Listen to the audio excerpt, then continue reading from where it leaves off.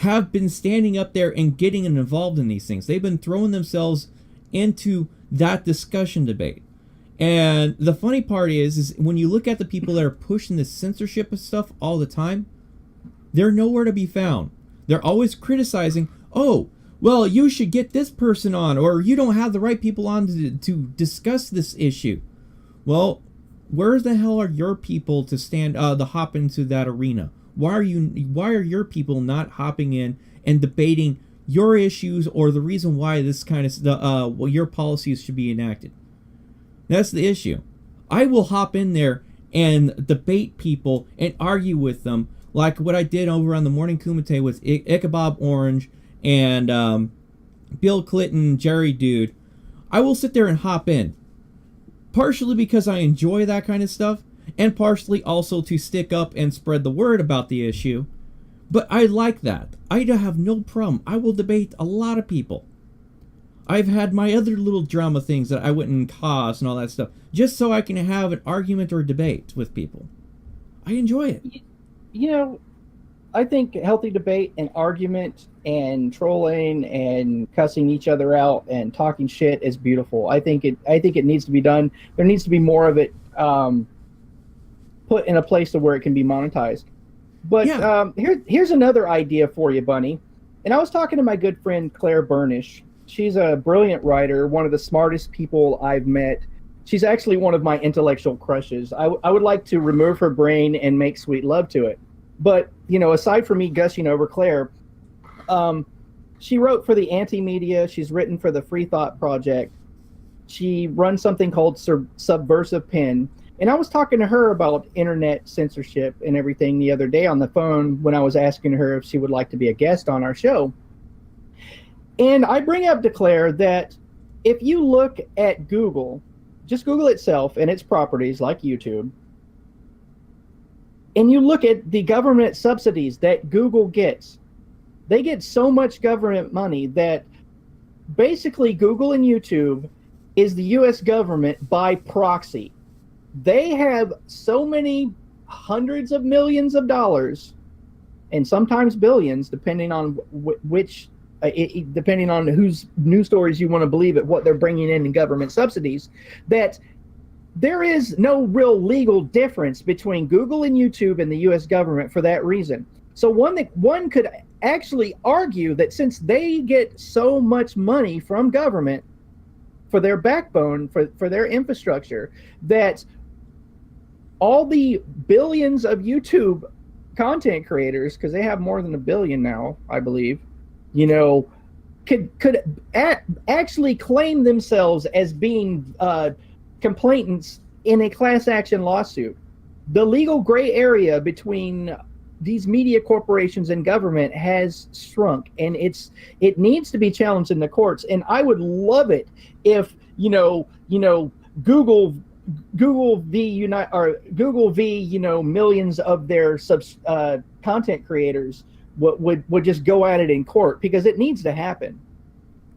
Well, there's already been one lawsuit, unsuccessful, class action lawsuit levied against YouTube, trying to tackle the whole monopoly kind of aspect, but that was dismissed. Leonard Finch, the copyright attorney that's on YouTube and Twitch there, he's actually covered that specific issue a couple of times, but I'm sure there's more than one avenue to pursue that issue.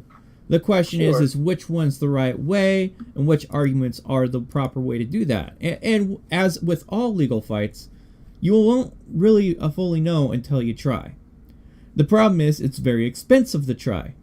And so only certain groups are going to really try to push it. And it could be either as a Hail Mary last ditch to try to salvage a bad situation, to I have the money to waste, let's go ahead and do this.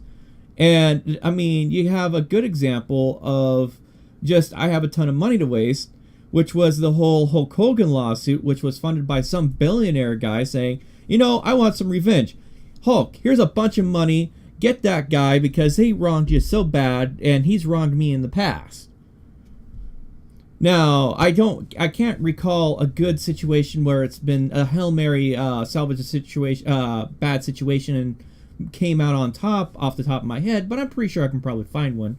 if I put the time and resources to looking for it. But I don't really have that ability at the moment, so. Could you imagine that GoFundMe, raising money to sue Google Well, on behalf of we the people or something like that? Wow. that would probably, well, back in like when the adpocalypse started, if you had like the processing and all that stuff already started, without a doubt, I'm pretty sure someone throwing up a GoFundMe on that aspect would raise tons of money, or a Kickstarter or whatever. Well, actually, there might be restrictions. I think they've tightened up the legal restrictions, so you'd have to go through a different crowdfunding site that's a little less known. So, Yeah, I think we should segue into how these SJW cunts are ruining movies. I just mentioned the last Star Wars movie, and your thoughts were? The how should I put it? Those SJW people, or political correctness people, have taken over the writing teams, and that is the reason why the movies have flopped so poorly and the characters are so poorly written. I mean, the greatest aspect in the last two Star Wars movies I watched was the damn robot in the Rogue One, and even then, the Rogue One robot there, dude, is so unmemorable. I didn't even bother to memorize his name. So it sort of proves a point right there on that aspect. And then how badly the last movie flopped, especially when they tried to push it over in China. People were just like, they walked out of the movie while it was still playing because of how bad it was. And it just makes you think, hey, yo, I mean, yeah, you brought all the sort of the classics of fighting action stuff, but if people are there for a continuation of the storyline, guess what? If you don't give them that aspect of an okay story, no one's going to be interested in continue showing up. And it's starting to hurt the House of Mouse. And the House of Mouse is not going to be too happy about this. This is happening with the Marvel comic book series is another good example with the Comicsgate, which is sort of a continuation of Gamergate, and how Marvel lost thousands of dollars.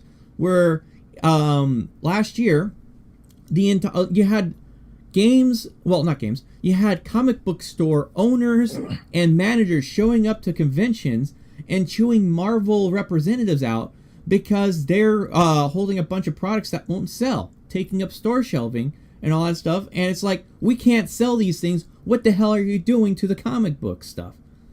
Thank goodness video games you can't do that. Go ahead, Mike. You need to hop in. Yeah, it's like these SJW, social justice warrior, like language police, want us to live on planet lame. You know, where a scientist can't wear a t-shirt with pretty girls on it, no matter how brilliant they are. Where, you know, Joss Whedon, the guy that wrote Firefly, and in Firefly, it had openly gay characters that were written realistically. It was one of the best pieces of sci-fi in the last 100 years, in my humble opinion. Firefly was awesome. Okay, he said some stuff on Twitter that these SJWs didn't like, so they crucified him. So a man who spends his life developing openly gay characters and pushing them into the mainstream gets crucified because he said a couple things on Twitter they don't like, just destroying him. Gamergate. Okay, there's too many pretty girls, cisgendered heterosexual girls in video games, so we have to go to war with all these men because, you know, the majority of men want to fantasize about women. I mean, what? Like, what? They really want us to live in this bland little world where we're all kind of, you know, walking around in bland white clothes with loincloths, worrying and fretting over exactly what word or pronoun we use. And there's something now called microaggressions. This is great, where they can throw a fit because they don't like the expression on your face, or they can throw a fit and freak out and be offended because they don't like your body language. Like, pretty soon, you know, you're not going to be able to make eye contact, or that will be considered uncouth, and that, you know, you're trampling on their tender little feels. Oh, well, you want to know a funny thing? Have you ever noticed every now and then cops try to accuse the activists that are doing the cop watching or First Amendment testing and auditing that they're social special snowflakes, they're social justice warriors and shit like that?